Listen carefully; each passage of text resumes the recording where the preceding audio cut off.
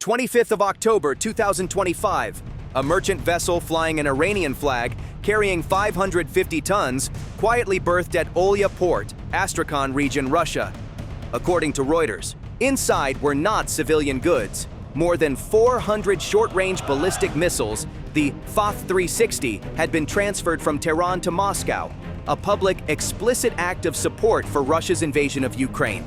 This resupply shipment was destined for the Western Front, where Russian artillery formations were collapsing under severe logistic shortages after sanctions choked domestic supplies. Tactical ammunition stocks in Voronezh, Rostov and Belgorod could no longer self-replenish. The precise time and berth of this weapons load had already been in U.S. intelligence hands, and the information was passed straight to Kyiv. That is why, at 5:50:14 AN 196 Lyuty, loitering munitions were launched from southeast Ukraine, flying continuously more than 700 kilometers and close to within 10 kilometers of the target. They were operated by Team 14, a special unit of Ukraine's main Directorate of Intelligence, GUR. Each UAV measured nearly 3 meters in length, with a fuselage built from fiberglass-reinforced composite, ultra-light structure. They were effectively radar transparent, vanishing from Russian long-range surveillance screens designed to detect medium or high-altitude traffic. The Russian techs on watch kept running their shift like any other, or at least they thought they were. At the approach point, 3 kilometers from target, the final attack order was issued over a one-way encrypted channel. The formation immediately changed posture. Attack nodes that had dispersed from 4 directions simultaneously dove in, executing a hard terminal pull-down. The lead AN-196 switched on its IR camera and recorded the scene, a chaotic staging yard, Russian military trucks busily lining up to receive a weapons consignment valued at more than $50 million. On the ramp, dozens of KAMAZ 6x6 trucks, each carrying 5 THAAD-360 missiles, the Iranian ballistic round capable of sweeping a line of border villages with a single salvo. That sight, frame after infrared frame, was now fixed in the eyes of the UAV pack, like a predator seeing prey in the dawn haze. But the plan was not fly straight in and die. At 0015, the AN-196s lifted from concealed launch rails deep inside southeast Ukraine. At just 20 meters, deliberately below human sightlines and at the edge of radar sweep, the 14 UAVs split into 7 small cells of 2, moving in a rotating spoke pattern, expanding like concentric spirals. No GNSS emissions, no radio signatures, no chorus of synchronized engines. They closed like a silent, invisible killer pack.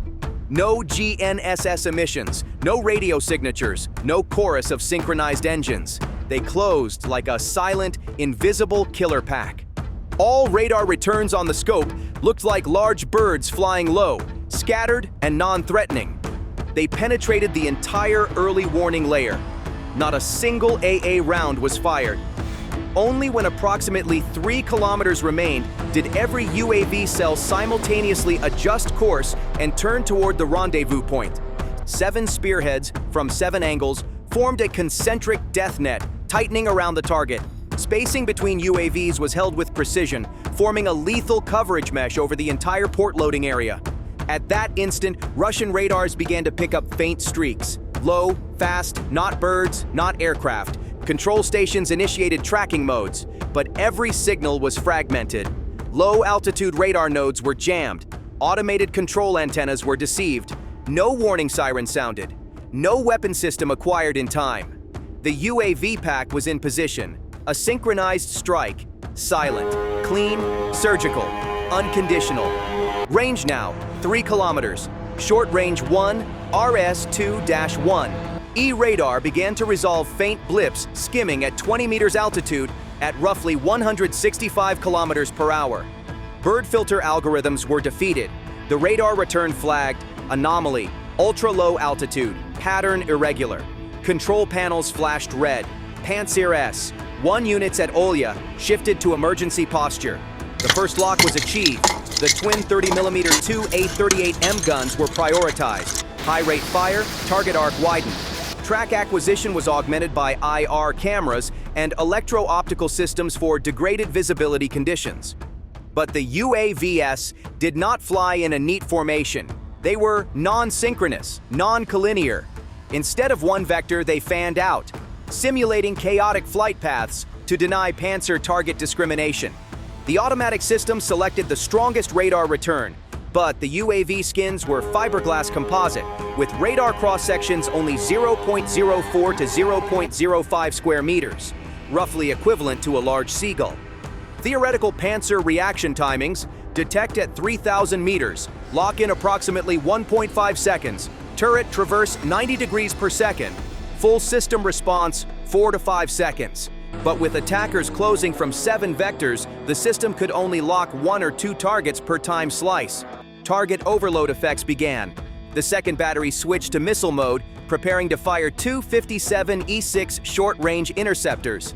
Before target data could be registered, the internal signal network was disrupted. One lead UAV carried light electronic warfare suppression gear, jamming the control link frequencies between the fire radar and the weapon computer. In 2 to 3 seconds, the inter-Panzer coordination collapsed into isolated gun crews, severed from C2. AN-196 No. 3 was struck by gunfire, detonating mid-air in a flash. The remaining pack did not falter. They continued, committing to terminal dives, extinguishing nav lights, and entering final attack profiles. Panzer's reaction was reduced to instinct: shoot where you see a flare, but continuous locking was impossible. The last 2 kilometers closed. The strike was imminent. Russia had only seconds to stop it. Too late. The rear 30mm battery continued firing intermittent bursts. Futile.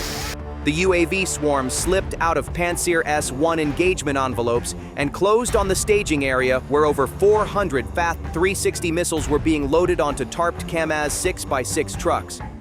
At the container yard, the 2 lead UAVs dived to an altitude of just 26 feet, engines screaming as they tore through the air. The Russian soldiers, armed only with AK-12 and a few PKMS, froze for a split second at the strange sound. A maintenance worker turned his head. His eyes caught the faint red streak in the sky. Too late. The internal alarm wailed, at least 4 to 5 seconds behind the moment the drones entered human line of sight. The port security detachment, about 18 men, scattered on instinct, drawing their weapons while trying to identify a direction. But there was no fixed target. A N-196 No. 4 rammed straight into a Kamaz truck carrying 5 uncovered FAT 360s. The first explosion shook the ground. Fire erupted nearly 65 feet high, engulfing the munitions yard. The 5th UAV veered left and slammed into the auxiliary fuel container zone. A second fireball bloomed, temperature spiking to 2,200 degrees Fahrenheit, blowing up the tankers and the maintenance bay. Within the first 0.7 seconds, flames crawled along the exposed launch tubes filled with unstable solid propellant, triggering a primary blast roughly equal to 110 pounds TNT. But 2.3 seconds later, pressure and fragments from that blast struck the adjacent Kamaz, fully loaded with 5 newly offloaded missiles. This was no ordinary detonation. It became an uncontrolled acceleration burn. The solid propellant ignited inside the truck body, pressure exceeded structural limits, and the missile frames ruptured. A second blast followed at less than 16 feet distance, twice as powerful as the first. In under 10 seconds, 4 Kamaz trucks were incinerated. Fire and shockwaves hurled unmounted missiles across the yard. Several drones hit troop clusters handling the missiles. Fragments and blast waves ripped through the formation, a few men killed instantly. Within the next 4 seconds, the entire port turned into a pocket inferno. Heat waves, black smoke, and metal shards spewed from unfired FAT 360 launch tubes, causing chain detonations across the staging area. The rear power substation tripped offline, plunging the zone into a dim red glow. Radio command collapsed. Security cameras went dark. Internal comms devolved into scattered screams. Russian forces at the port were overwhelmed. In less than 15 seconds after the UAVs crossed 1,600 feet, 6 detonations had erupted. The missile truck cluster was destroyed, and the logistics hub lay paralyzed. Remaining strike elements picked surviving Kamaz launchers as landing points. UAV number 09 locked onto a truck 360 feet away, its launch tubes half-loaded. Just a brush of its HEI warhead tip against the truck's flank, and it blew. The blast tore through the midsection where two FAT-360s without guidance kits were stowed. The penetration plus incendiary effect turned the vehicle into a blazing torch. The entire Olya port in Astrakhan Oblast was engulfed in smoke and flame. From above, satellite imagery showed the blast zone spreading over 980 feet wide, stretching along the container lanes and logistics yard. The port's fire brigade triggered its internal alarm. 3 KAMAZ AR, 2 class fire trucks, each carrying 6 rapid response firefighters, sped toward the inferno via the western service route. But surface temperatures at ground zero exceeded 1,800 degrees Fahrenheit.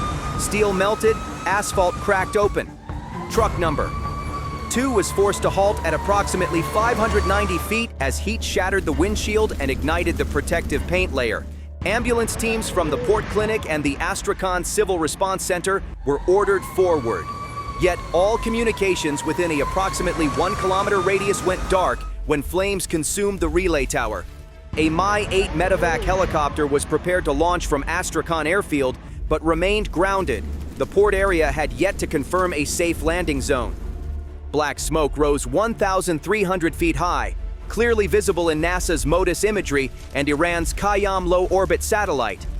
Less than 2 hours after the explosions, national television channels aired a brief bulletin. A minor fuel leak fire broke out in the technical section of Olya port. No casualties reported. The situation is under control. No mention of UAVs, no mention of the burned-out convoy. No word about the FAT-360 missiles that had detonated on those KAMAZ trucks. At the same time, an unidentified technical team arrived from Astrakhan. No insignia, no military plates, carrying signal jamming devices and sealed specialist vehicles. The blast zone was completely sealed off. Witnesses were forced to sign non-disclosure agreements. Every civilian camera feed around the port was tampered with. 24 hours of footage simply vanished. Some UAV fragments were collected and transported to Technical Base 825 in Volgograd. The media never knew. 4 hours after the explosion, a small military convoy quietly departed Olya, hauling the few surviving missiles inland through bypass routes beyond oversight. In Tehran, emergency meetings convened. The Iranian Ministry of Defense ordered a full review of all Caspian transport lines. The foreign ministry summoned the Russian ambassador, every word recorded in silence. Tehran understood perfectly. This was not merely a strike on Russia. It was a message aimed directly at Iran and at the covert weapons pipeline flowing across the Caspian Sea. The strike was surgical, precise, cold, merciless, a preemptive blow, and a warning. From this moment, every supply route from Iran across the Caspian lies within the kill zone. Ukraine issued no claim.